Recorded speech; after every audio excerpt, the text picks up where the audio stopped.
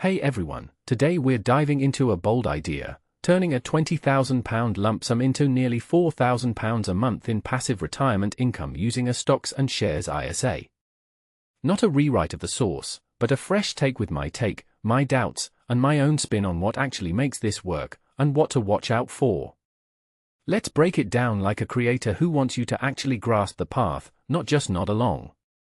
First, the hook I want you to feel: a small starting pile, a few disciplined moves, and decades of tax-advantaged compounding could quietly reshape your income in retirement. Sounds almost too good to be true, right? What makes this interesting is not the fantasy returns, but the math and the habits that drive them when you stack them correctly in an ISA. I'll challenge some assumptions and spotlight the real timeline behind that £3,854 monthly figure. Think of the ISA as a tax-advantaged growth engine.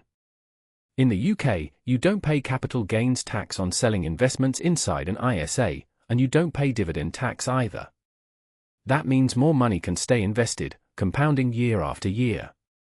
My takeaway: tax efficiency isn't glamorous, but it's the quiet multiplier that makes longer plans workable. If you're serious about a 30-plus year horizon, that head start matters more than you might think. Now, what to invest in? The core idea is, combine broad index ETFs with some individual picks that you believe in, and you spread risk while keeping costs low. My take here is different from just chasing the hottest stock tip.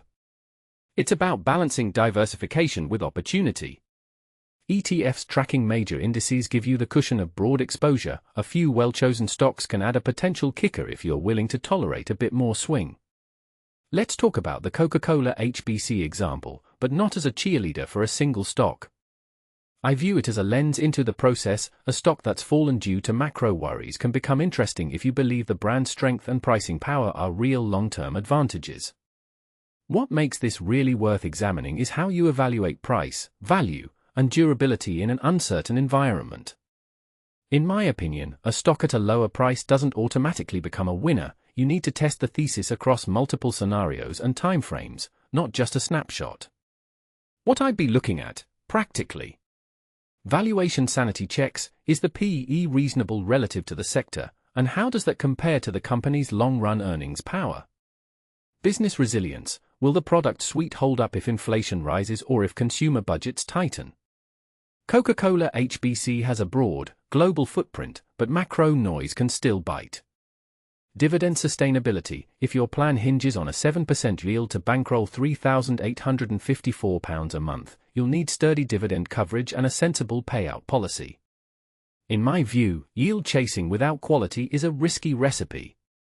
But let's shift from a single stock to the bigger plan, which is the real backbone of the idea: compounding on ISA tax advantages over 30 years.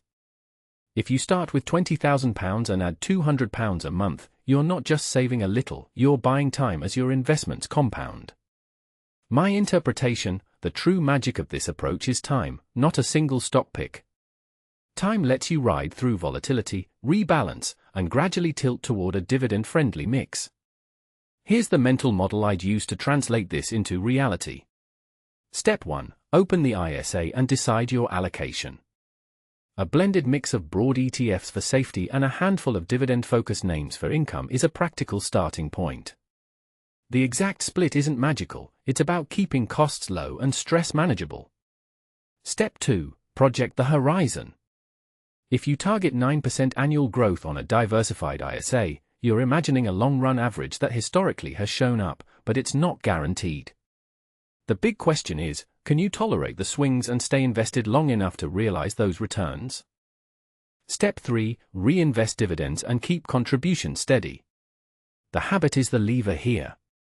Consistency compounds, even when markets wobble. Step 4. Plan for withdrawals. When you get to retirement, you'll want a withdrawal strategy that preserves capital while delivering income. A rough rule of thumb might be to aim for a sustainable yield rather than chasing a fixed monthly target year after year. What this all implies is bigger than one stock or 1 year. It ties into a broader trend: DIY retirement planning tightening up, with tax-advantaged wrappers and patient, long-horizon investing. The moral I'm taking away is not find the perfect stock, but build a resilient, tax-smart growth engine and let time do the heavy lifting.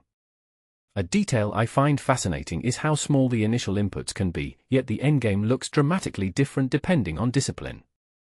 It's a reminder that personal finance is less about the genius trade and more about the boring, stubborn routine that compounds over decades. From my perspective, the biggest misread is treating a £20,000 seed like a guaranteed lottery ticket. It isn't. It's the seed for a slow bloom strategy, one that requires consistent contributions, low costs, and a realistic expectation of returns. If you take a step back and think about it, the real comparison isn't today's £3,854 a month, it's whether you're willing to commit to this path for 20 to 30 years and let the math work in your favor. Deeper insight, this is less about chasing a single income target and more about building a scalable framework that can weather changing tax rules, market regimes, and personal life events. The broader trend is moving away from hope-based investing towards structured, transparent plans that emphasize risk management and tax efficiency. Closing thought, the story here isn't one stock makes you rich. It's tax-efficient compounding, steady contributions, and a diversified mix can meaningfully reshape retirement income over decades. If you're watching this and thinking, can I do this too? My bottom line advice is simple: start with realism about risk, set a plan you can stick with, and give time the space to prove it, and then adjust as life evolves. What questions do you have about building your own ISA-based plan, and what's your current hurdle to starting this journey?